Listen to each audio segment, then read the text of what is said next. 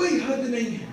آپ یہیں پر بیٹھے کچھ سوچنا شروع کریں. جیسے ہی میں نے کچھ کہا, میں نے جیسے مشہد کا نام لیا, ممکن ہے کوئی صحن انقلاب کو تصور کرنے لگا, کوئی مولا کی زری کے پاس آ گیا ہو, کوئی ممکن ہے کہ سردار میں جو امام علیہ السلام کی زری ہے وہاں پر پہنچ گیا ہو. اور اس سے بڑھ کر خوبصورت بات یہ ہے کہ جیسے میں یہ جملے کہتا چلا جا رہا ہوں, آپ وہاں پر پہنچتے چلے جا رہے ہیں. میں نے جیسے ہی کہا کہ اس وقت میں گنبد امام رضا علیہ السلام کو دیکھ رہا, میں بین الحرمین اس وقت کھڑا مولا عباس کے حرم کی طرف نگاہ کیے ہوئے, اس وقت میں بین الحرمین میں نگاہ کیا ہوئے امام حسین علیہ السلام کی گنبد کی طرف.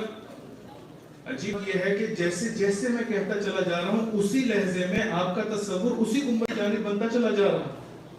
لیکن آپ اپنا تصور مجھے نہیں دکھا سکتے, نہ میں اپنا تصور آپ کو دکھا سکتا ہوں. لیکن ہمارے سب کے ذہن میں اگر کوئی ہے تو وہی امام حسین کا. اس کے لیے وقت تو درکار نہیں ہے. بس چلا کہ یہ جو تصور کے جو آپ کے لیے حاضر میرے لیے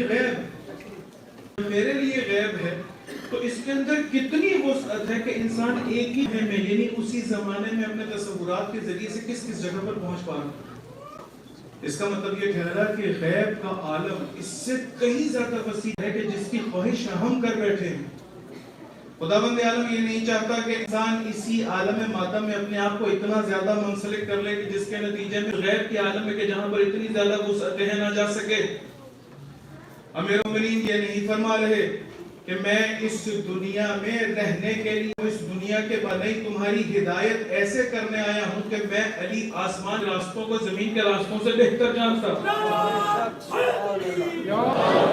یعنی میں اس غیب کے بارے میں اتنا جانتا جس کا ہم تصور بھی نہیں کر سکتے.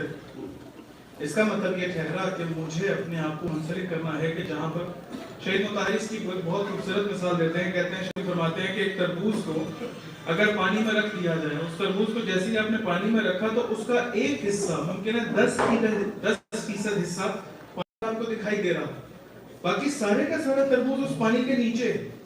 عالم غیب اور عالم مادہ کی مثال اسی طرح سے کہ آپ کو جو دکھائی دے رہا شاید 10% بھی نہ ہو, اور وہ جو نہیں دکھائی دے رہا, میں چاہتا ہوں کہ قرآن کی آیت, ان دروس کی بات کر رہا ہوں, کی آیات اور دامن ناطق قرآن کو پکڑ کر اس عالم قدم رکھتا. ان دروس میں ہم یہ چاہتے ہیں کہ اس عالم میں قدم رکھ کے اس کی وسعتوں کو دیکھنا شروع کریں, تاکہ اگر میں دنیا کے ساتھ اپنا دل لگا بیٹھا تو کسی طریقے سے دامن علی پکڑ کر ایسی وسعتوں کی طرف جانا شروع کر دوں, اس کی اتنی حقیقتوں اور خوبصورتیوں کو دیکھنا شروع کر دوں کہ میرے لیے یہ خوبصورتی رہے ہی نہ. بہت سارے مقام پر یہ میں نے پڑھا بھی کہ جہاں پر امام حسین علیہ السلام نے جب چراغ کو بجھایا تو چراغ کو بجھانے کے بعد کہا کہ دیکھو تم میں سے جو جانا چاہتا ہے چلا جائے. امام حسین علیہ السلام کو 72 میں سے کوئی چھوڑ کر نہ گیا. جب مولا نے دیکھا کہ میں نے امتحان لے لیا اور یہ چھوڑ کر نہ گئے ہیں, تو مولا نے کہا کہ دیکھو آؤ ایک ایک کر کے آتے چلے, حسین کی 2 انگلیوں کے درمیان جنت میں اپنے مقام کو دیکھتے چلے. امام حسین علیہ السلام کے سامنے آ کر ایک ایک کر کے بیٹھتے چلے گئے. مولا نے کہا 2 انگلیوں کے درمیان جنت میں اپنے مقام کو دیکھو. سب نے جنت میں اپنے مقام کو دیکھنا شروع کیا. روایت کہتی ہے کہ حبیب نے مظاہر امام حسین علیہ السلام کے سامنے آ کر بیٹھے. امام حسین علیہ السلام نے 2 انگلیاں کی اور کہا کہ اے حبیب, ان 2 انگلیوں میں جنت میں اپنے مقام کو دیکھو.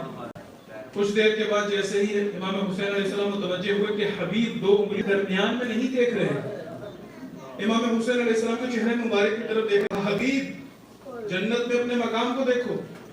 کہا مولا جب آپ سامنے ہیں جنت کی تمنا کس سے ہے؟